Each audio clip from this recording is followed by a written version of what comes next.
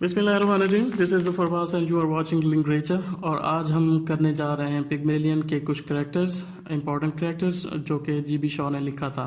इसका पहला किरदार है मिस डूलिटल का। ये पहला और मरकज़ी किरदार है। शुरू में इसे लीज़ा और अलीज़ा भी कहा जाता है, लेकिन आगे ड्रामे में चल के इसको फिर मिस डूलिटल के नाम से पुकारा जाता है। ये लड़की फूल बेचती है और लंदन के पसमानदा इलाके से ताल्लुक़ रखती है, और ये गरीब है और अनकल्चर्ड भी है, यानी इसको नहीं पता होता कि मैनर्स क्या हैं और कौन सी बात कहाँ पे कहनी है। ये फाउल माउथ है, इसकी गुफ्तगू में बैड लैंग्वेज होती है, यानी आप इसे कुछ हद तक बदतमीज़ कह सकते हैं। जो इसके मन में आता है वो कह डालती है। इसको हिगन्स एक खूबसूरत नवाबन के रूप में बदलना चाहता है, क्योंकि प्रोफेसर हिगन्स को उसके दोस्त पिकरिंग ने कहा था कि तुम्हारे पास 6 माह का वक्त है कि तुम इस लड़की को यानी फ्लावर गर्ल को नवाबन के रूप में बदल दो और इसकी ज़बान को भी वैसा कर दो जैसे नवाब लोग बोलते हैं, यानी अच्छी ज़बान बोलते हैं। अब ये है कि नवाब या ज़मींदार लोगों की ज़बान को बेहतर ख्याल किया जाता था, या दूसरे लफ्ज़ों में आप कह सकते हैं कि एलीट क्लास की ज़बान के अलावा दूसरे लोगों की जो ज़बान थी उसको बेहतर नहीं समझा जाता था। बहरहाल हम वापस आते हैं करैक्टर की तरफ, और ये जो अलीज़ा है ड्रामा के आखिर में नवाबन की तरह बदल जाती है और उसको वैसी ही ज़बान आती है जैसे नवाब लोगों की होती है, जो कि हिगन्स की कामयाबी का सबूत है। उसके बाद हम देखते हैं जी प्रोफेसर हिगन्स को। ये पेशे के एतबार से लिंग्विस्ट हैं और फोनेटिक्स के माहिर हैं। लिंग्विस्ट कौन होता है? जो लिंग्विस्टिक्स को स्टडी करता है, यानी ज़बानदानी के इल्म में माहिर होता है, यानी ज़बान को साइंसी अंदाज में स्टडी करना लिंग्विस्टिक्स होता है, और जो ये साइंसी अंदाज में स्टडी करता है वो लिंग्विस्ट कहलाता है। और फोनेटिक्स क्या होती है? फोनेटिक्स होती लिंग्विस्टिक्स की सब ब्रांच है, और इसमें इंसान की आवाज़ों को स्टडी किया साइंसी अंदाज में स्टडी किया जाता है।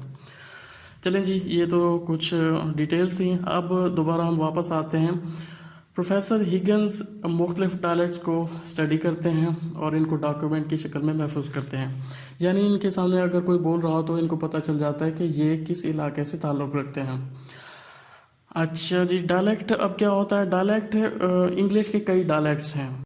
देखें, अमेरिकन डायलेक्ट भी है, और इसी तरह से आप देख लें बरतानवी डायलेक्ट भी है, इसी तरह से हमारा एशियन डायलेक्ट भी है।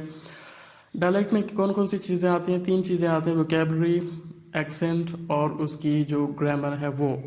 अगर कोई बंदा बात कर रहा हो, एशियाई कोई बंदा बात कर रहा हो, तो हमें फ़ौरन पता चल जाता है कि ये एशियन है। क्यों? क्योंकि उसकी एक्सेंट, उसकी जो तलफ़ुज़ है और वोकैबुलरी और उसकी जो ग्रामर है वो बता देती है कि ये एशिया से ताल्लुक़ रखता है ये बंदा। अब इसी तरह से प्रोफेसर हिगन्स भी क्योंकि डायलेक्ट को स्टडी करते थे, इस वजह से उनको भी फ़ौरन पता चल जाता था कि ये बंदा किस इलाके से ताल्लुक़ रखता है। तो इसके बाद हम हिगन्स के बारे में मज़ीद जानते हैं, और ये अपने पेशे में माहिर हैं और काफ़ी ज़हीन भी हैं, लेकिन वो कहते हैं ना कि बंदा हर चीज़ में परफेक्ट नहीं हो सकता। तो इनके साथ भी एक छोटा सा यही प्रॉब्लम है कि वो अपने पेशे में तो माहिर हैं, लेकिन अपने दूसरों की फीलिंग्स को स्टडी नहीं कर सकते, उसमें वो नाकाम रहते हैं। प्रोफेसर हिगन्स बदतमीज़ भी हैं, एरोगेंट यानी मगरूर भी हैं, और जैसे मैंने आपको पहले बताया कि प्रोफेसर हिगन्स का एक दोस्त पिकरिंग था जो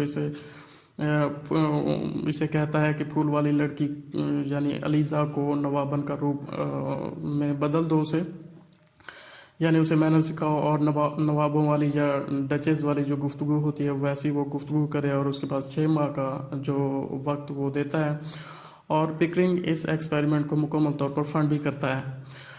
प्रोफेसर हिगन्स जो है आखिर में अलीज़ा को नवाबन बनाने में कामयाब भी हो जाता है, जैसे कि मैंने आपको पहले बताया। और उसके बाद है कर्नल पिकरिंग। ये प्रोफेसर हिगन्स के दोस्त हैं और ये भी लिंग्विस्ट हैं। उन्होंने यानी जो कर्नल पिकरिंग हैं, इन्होंने इंडियन डायलेक्ट को स्टडी किया हुआ होता है, और यही हैं वो जो प्रोफेसर हिगन्स को चैलेंज करते हैं कि 6 माह में फ्लावर गर्ल यानी अलीज़ा को तजर्बे के तौर पर डचेस में तब्दील करके दिखाएं, और तमाम तर इस तजर्बे का जो ख़र्च है उसको भी फंड करते हैं। बहरहाल ये अलीज़ा से मेहरबान रवैया रखते हैं और एहतरामाना बात करते हैं उनसे, آخر میں الیزا سے معافی بھی مانگ لیتے ہیں کہ ہم نے تمہیں تجربے میں ایک چیز کے طور پر ٹریٹ کیا تھا۔ اس کے بعد ہمارا نیکسٹ کریکٹر ہے مسز ہگنز کا۔ یہ پروفیسر ہگنز کی ماں ہیں۔ جب الیزا کو تجربے کے طور پر ہگنز کے گھر لایا جاتا ہے تو یہ شروع میں الیزا کی کمپنی میں تھوڑی اپسٹ ہو جاتی ہیں، لیکن بعد میں ایسا نہیں رہتا اور یہ الیزا پر مہربان ہے۔ مسز ہگنز پروفیسر ہگنز کو کہتی رہتی ہیں کہ وہ الیزا کی فیلنگز کا خیال رکھے اور اسے کسی چیز کی طرح نہ ٹریٹ کرے۔ مسز ہگنز مسز آئنسفورڈ ہل کی دوست ہیں جو کہ ایک امیر عورت ہے۔ نیکسٹ کریکٹر ہے الفریڈ ڈولیٹل کا۔ یہ صاحب الیزا کے فادر ہیں، دنیا دار بھی ہیں۔ ان میں الیزا کے لیے پیدرانہ محبت بہت کم ہے، یعنی یہ اپنی بیٹی الیزا سے پیار نہیں کرتے۔ یہ مین بھی ہیں، یعنی کمینے بھی ہیں تھوڑے سے، کیونکہ جب مسٹر ڈولیٹل الیزا کو لینے ہگنز کے گھر آتے ہیں تو یہ اپنی بیٹی کو صرف $5 کے عوض ہگنز کے ہاں چھوڑ کر جانے کو تیار ہو جاتے ہیں۔ حد ہے بھائی۔ مسٹر ڈولیٹل کو وانافیلر سے وصیت کردہ بہت بڑی رقم بھی ملتی ہے جو یہ اپنی فیملی پر خرچ نہیں کرتے اور دوسری شادی کر لیتے ہیں اور الیزا کو اپنی شادی پر آنے کی دعوت بھی دے ڈالتے ہیں۔